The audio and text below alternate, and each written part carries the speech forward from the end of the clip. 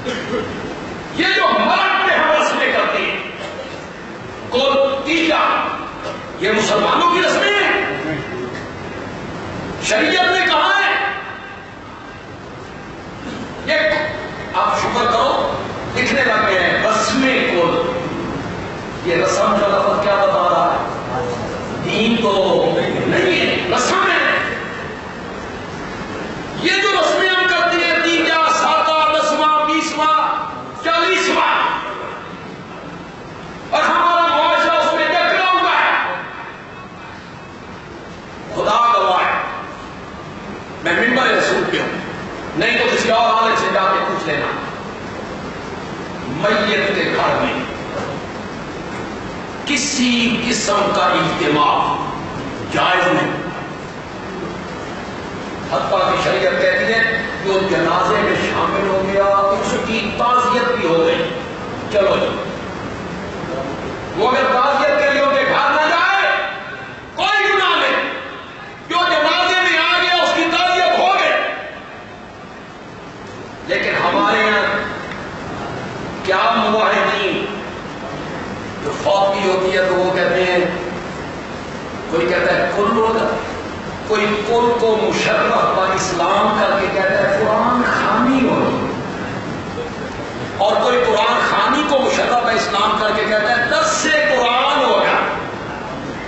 درس قرآن ہو، کل خوانی ہو یا قرآن خوانی ہو، میت کے گھر میں کسی قسم کے اجتماع کی شریعت اجازت نہیں دیتے. یہ رسمیں ہم نے بنائی ہیں اور ہم ہندوؤں سے متاثر ہوئے. یہ تیجے سوتے یہ سب ہندوانہ رسمیں، اسلام کی یہ رسمیں نہیں ہیں. شادی میں بھی جو ہمارے رسومات ہیں ہم ہندو معاشرے سے متاثر ہیں اور وہی رسمیں ہمارے اندر رائج ہو گئی. کوئی بندہ آپ میں سے یہ کہے کہ میں ایصال ثواب کا انکار کر رہا ہوں، یا اس کو ایصال ثواب وہاں کیا جاتا ہے جس طرح آپ نے ایصال ثواب کا طریقہ بنایا، شریعت نے یہ طریقہ مقرر نہیں کیا یہ طریقہ مقرر شریعت نے، جو آپ نے طریقہ ایجاد کیا ہے. آپ دیگیں پکاتے ہیں، برادری کے لوگ کھا جاتے ہیں، محلے کے لوگ کھا جاتے ہیں. آپ کو یہ پتہ نہیں ہے کہ محلے کا کوئی غنی آدمی، مالدار آدمی، اس کا غریب نوکر بھی ہو اس پر بھی خیرات نہیں لگتی. جائے کہ اس غنی پر، اس مالدار پر اگر وہ دیکھ اللہ واسطے کی ہے تو پھر یہ حق کس کا ہے؟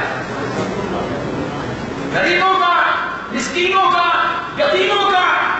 اور اگر اسے محلے والے کھا جائیں اور آپ مطمئن ہو یہ دیکھ کھا گئے تھے کہ میری ماں بھی حکم ثواب ہو،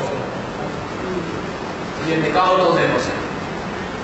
وہ تب ثواب پہنچے گا یا مستحق لوگ کھائیں، مستحق لوگوں تک وہ بات پہنچے پھر ثواب.